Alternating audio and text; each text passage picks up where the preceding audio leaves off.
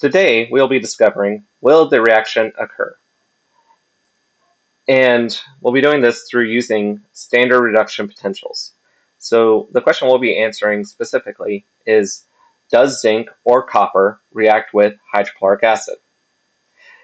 Now to look at this, we know that we're going to be reacting zinc, but we need to look at our HCl. Our HCl is going to dissociate in water. It's going to be forming H plus and Cl minus. So looking at this, we know that really the H plus is what we're going to be using, or we're seeing if it reacts with an acid. So let's go ahead and put in plus 2H plus. So this is what we're going to see will react, and we'll have our respective products of zinc 2 plus and H2, or hydrogen gas.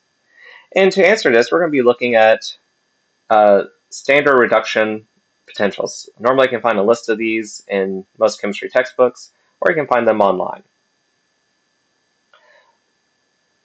So looking at this, we want to find where zinc is. So we can see we have zinc 2 plus 2 electrons forming zinc solid. And we'll go ahead and write this up here, where we have zinc 2 plus 2 electrons forming zinc solid and has a standard reduction potential of negative 0.76 volts.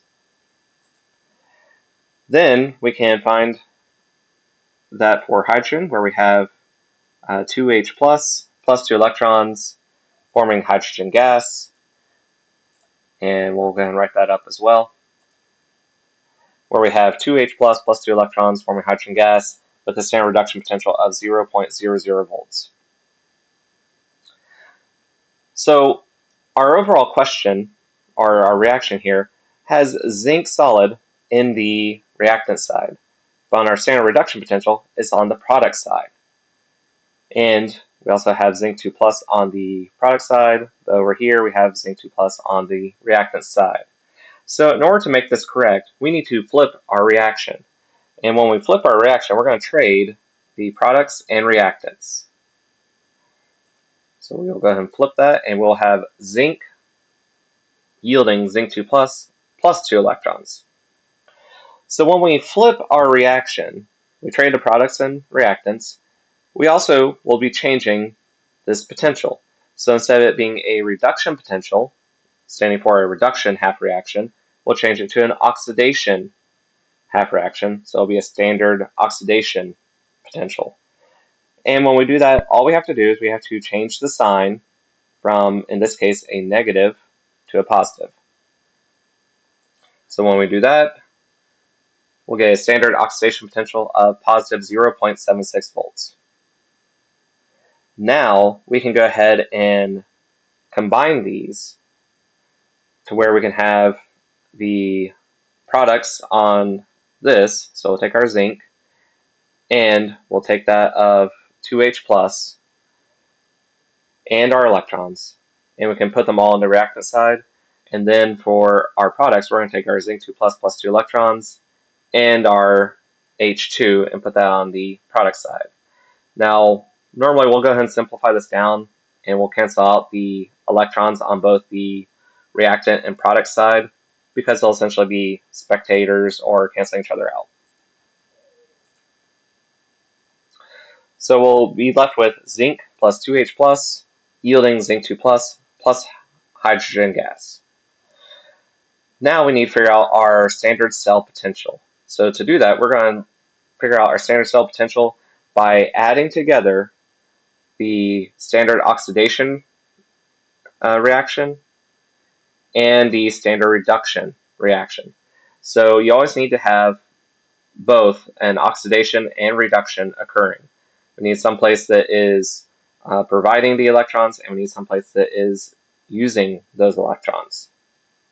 So we're going to take our standard oxidation half reaction and put it into the equation. So I'll put in the positive 0.76 volts, and then we're going to add that to the reduction potential of 0.00 volts. And when we add all that together, we should get a positive 0.76 volts. So one of the things to note here is that we have a positive sign, and this indicates that this is a spontaneous reaction, meaning it can occur.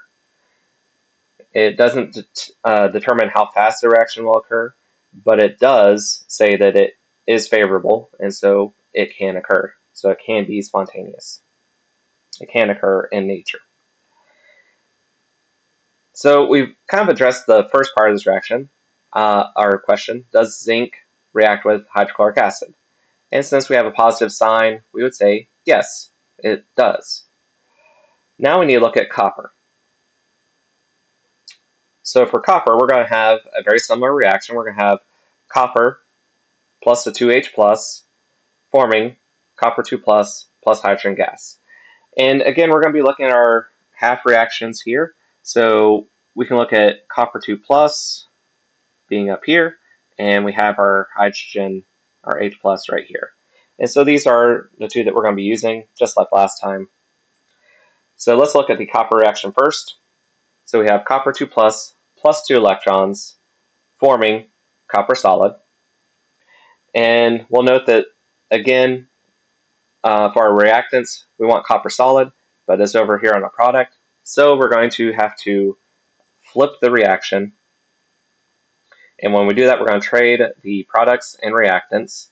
So now we have copper yielding copper 2 plus 2 electrons. And then we also need to change the standard reduction potential to the standard oxidation potential.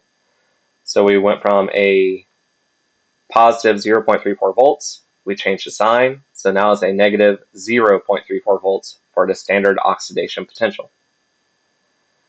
Now we can go ahead and throw in our hydrogen, our 2H plus 2 electrons forming hydrogen gas at a standard reduction potential of 0.00 volts.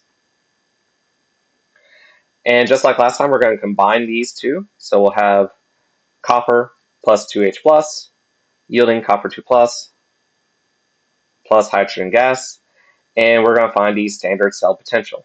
So the standard cell potential for this one, we're going to be combining the standard oxidation potential of negative 0.34 volts and the standard reduction potential of 0.00 volts. And when we combine these, we end up with an overall negative 0.34 volts. So this negative sign is indicating that this is a non-spontaneous reaction, meaning the reaction will not occur.